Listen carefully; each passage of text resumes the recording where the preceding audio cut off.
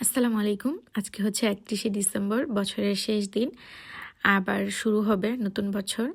তো এখানে হচ্ছে মানুষকে বোম ফুটানোর জন্য জায়গা করে দিচ্ছে সরকার, যে এই জায়গাটাতেই শুধু হচ্ছে বোম ফুটাবে, আর অন্য কোনো জায়গায় আর কি ফুটাতে পারবে না, এরকমভাবে নির্ধারণ করে দিচ্ছে। তো এখানে অলরেডি পুলিশের গাড়িও আসছে যাতে কোনো সমস্যা না হয়।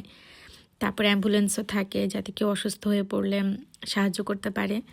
তারপর হচ্ছে এখন অনেক সময় বাকি ছিল আমাদের। পরে আমরা একটা পিৎজার দোকানে গেলাম, ওখানে গিয়ে আমরা একটা পিৎজা অর্ডার করলাম, আর একটু ক্ষুধাও লেগেছিল।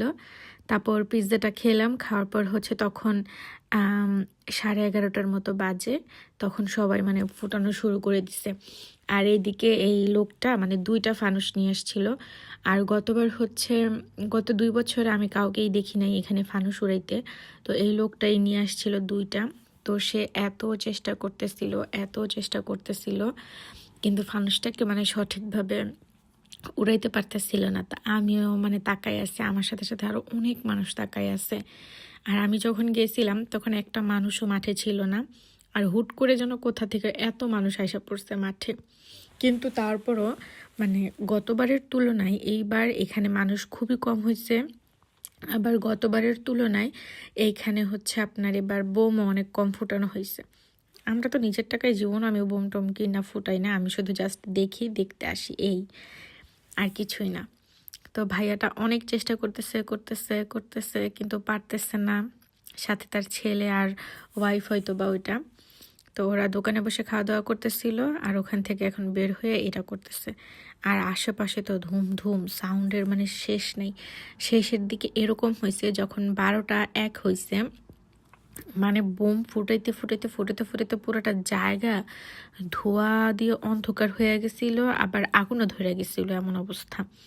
মানে এবার খুব ডেঞ্জারাস কয়েকটা বোম ছিল। আবার সাথে তো হচ্ছে ছোট একটা মিনি বোমও ফুটাইছিল। তখন তো মনে হয়েছে মানে পুরাটা এরিয়া ধাপ করে একটা ঝাঁকুনি খাইছে, এরকম লাগছে। তারপরে এই যে অনেক চেষ্টার পরে এই ভাইয়াটা এখন একটু ছাড়তে পারতেছে ফানুসটা, এখন একটু মানে ভারসাম্য মতো বজায় আসছে। আর যদিও এই ফানুসটা মানে উড়ানো উচিত না, কারণ উড়ে আসলে কোথায় না কোথায় গিয়ে পড়ে, তো এটা খুবই ক্ষতিকর। কিন্তু তারপরও মানুষ সাময়িক আনন্দের জন্য করে আর কি। তা আমিও এটা ভিডিও করতেছিলাম, উড়তে উড়তে অনেক দূর পর্যন্ত চলে যাইতেছিল। শেষে কই গেছে ওই জানবে। তারপরে এখানে আমার ভাইয়ারা, তারপর আমার জামাই, তারা বোম টোম ঠিক করতেছে। আর ভাইয়া হচ্ছে শ্যাম্পেনের বোতল খোলার জন্য পাগল হয়ে গেছে। আর এবার আমার ফ্যামিলি মেম্বার্সও কেউ ছিল না, শুধু হচ্ছে এই ছেলেরা ছিল আর আমি হচ্ছে একাই ছিলাম। আমি শুধু কতক্ষণ মানে আমি কোনো রকম একটু বোম টোম ফুটানো দেখে তারপর আমিও বাসায় এসে পড়ছিলাম। আমিও বেশিক্ষণ থাকি নেই, কারণ আমার পরের দিন আবার কাজ ছিল। আমার হচ্ছে 31 তারিখ, 1 তারিখ, 2 তারিখ মানে সব দিনই আমার কাজ ছিল, যার জন্য আমি এত আসলে বাইরে থাকিনি।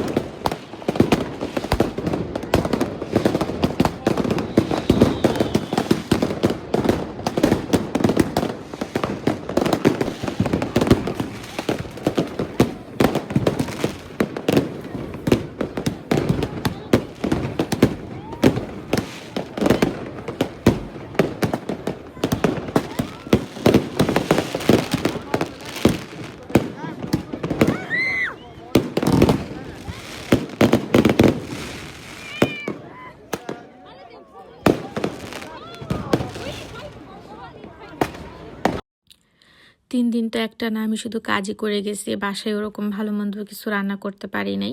তো এটা ছিল হচ্ছে আমাদের 3 তারিখ রাত। ওইদিন হচ্ছে আমি একটু আমাদের টেবিলটার একটু ডেকোরেশন করছি। এখানে হচ্ছে জুস ছিল এগুলা। জাস্ট ছোট, ছোট কাঁচের বোতলে ভরে আমি ডেকোরেশন করছি। আর এখানে হচ্ছে সামনে 2টা ছোট গ্লাস দিয়েছিলাম। তারপরে মানে টুকটাকভাবে আরকি সাজাইছি আরকি। ওখানে চিপস, কদমা, চকলেট আর হচ্ছে কমলা ছিল। মোম-টোম দিয়ে দুজনের জন্য আরকি টেবিলটা সাজাইছিলাম। আমার অনেক দিনের ইচ্ছে ছিল যে এরকম করে একটা টেবিল সাজাবো। তো ওই ইচ্ছাটা আরকি পূরণ করছি। যদিও অনেক টায়ার্ড ছিলাম, মানে কাজ থেকে আসছি, আবার রান্নাবান্না করছি, এইটা ডেকোরেশন করছি। মানে লং টাইম। এর মধ্যে তো নিজের পার্সোনাল কাজ আবার থাকেই। তারপরে এই যে দেখেন যখন মোম ধরাইছি, উফ! পুরাই একদম ক্যান্ডেল লাইট ডিনার দুজনের জন্য। তো আমার কাছে অনেক বেশি ভাল লাগছে। আমি হচ্ছে সাদা, নীল আর লালের মধ্যে আসলে কম্বিনেশন করে রাখছি। আর খাবারের মধ্যে আমি আসলে রান্না করেছিলাম রোস্ট, তারপর হচ্ছে ডিম ভুনা আর হচ্ছে মুরগির কাবাব, মানে মুরগির জালি কাবাব আর পোলাও রান্না করছিলাম। এই ভিডিওটা কেমন লাগলো কমেন্টে জানাবেন। বাই।